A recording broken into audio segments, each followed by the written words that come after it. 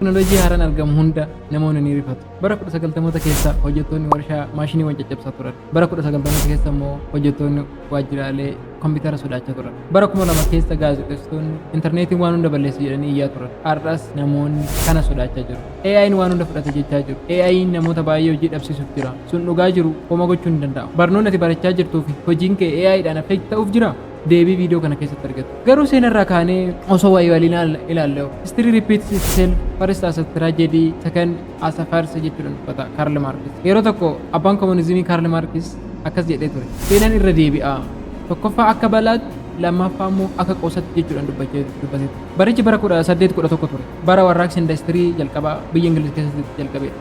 Baay'een uummata addunyaa yeroo sanii biliyoona tokko kan hin caalle ture. Yeroo empaayeroonni gurguddaan addunyaa lafa bal'aatti qabatanii turanidha. Isaan keessaa kanneen akka empaayera Ingilizii, empaayera Ispeenii fi empaayera Faransaay fa'aa ture. Seenaa keessatti namoonni kalaqa haaraa sodaata turani. Kunis kan madde teknooloojichaaf hubannoo dhabuu fi hojii isaanii akka jalaan fudhanne sodaa qaban irraa ka'aniiti. Tokkoffaa irratti kan laallu sochii luudiitiiti. Sochii luudiitii bara 1816 ture. Luudiitii garee namoota yeroo warraaqsa industirii biyya Ingiliz keessatti maashinarii fi teknooloojii haaraa kalaqaman warra mormaa turanidha. Maashiniiwwan kunneen hojii ogummaa harkaa qaban irraa fudhatanii hojii malee akka isaan hin dhiisne yaadda'anii turan. Jijjiirama kana hambisuuf garee luuditoota jedhaman kuni maashinoota harkaan hojjetan yookaan immoo istiim injiinii kan jennuun isaanii caccabsuu fi balleessuutti ka'an. Gochi isaanii kuni guddina teknooloojii dhaabuu baatus waa'ee sodaa teknooloojii haaraa dhufe yommuu yaadatan hunda maqaan isaanii akka ka'u godhaa jechuudha. Hammeenya qabaatanii miti.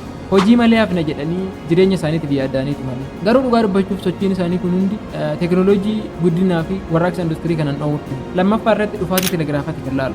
Telegiraafiin kalaqa namoonni karaa siginaala elektirikiitiin fageenyarraa gara fageenyaatti akka wal quunnaman taasisa ture. Haa ta'u malee yeroo jalqabaaf yeroo kalaqametti namoonni hedduun sodaatanii turan. Icciitii keenya nu jalaa baasa jechuudhaan sodaachaa turan. Gariin isaanii immoo balaqqeessa ibidda kaasuu danda'a jedhanii sodaachaa turan. Booda irratti telegiraafni guddachaa dhufe meeshaalee wal quunnamtii keessatti fudhatama guddaa qaban ta'ee argama. Intarneetii fi smaartifoonii fa'aa akka uumaniif illee karaa saaquu danda'eera jechuudha. Sadaffaa irratti kan laallu kalaqamuu konkolaataati. Jalqaba bara 1990 keessa ture. Yeroo jalqabaaf konkolaattonni yeroo kalaqaman mormii guddatu isaan mudachaa ture. Akka har'aa kana miti. Namoonni fardeen nu jalaa sodaachisu, balaa uumuu danda'uu fi qilleensa faaluu danda'u jedhanii sodaa qaban ibsachaa ture. Dhumarratti garuu konkolaataan jireenya keenya keessatti barbaachisaa ta'ee sodaan namoonni qaban hedduun bu'uura kan hin qabne ta'ee argame. Afuraffaa humna niwukilaaraati. Niwukilaar paawar bara 1950 fi 1960 keessa kan ture.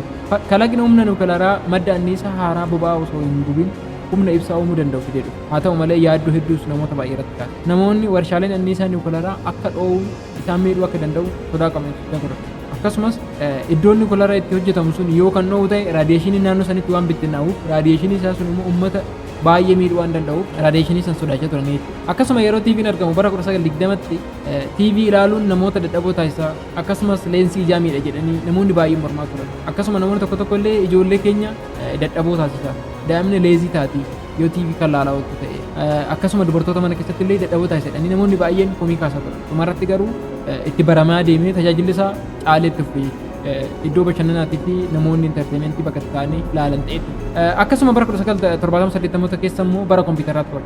Namoonni maashina barreessuutiin barreessaa turan kompiitarri kalaqamnaani hojii dhabna jedhanii yaaddoo keessa galu. Sodaan isaanii kun immoo dhugumatti hin hafne.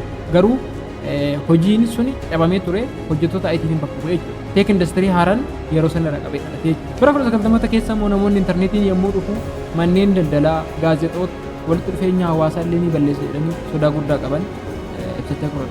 Haa ta'u malee aappii kanneen akka sooshaal miidiyaa har'a intarteementiin fayyadamu kanneen akka tiktookii, yuutuubii, googilii fi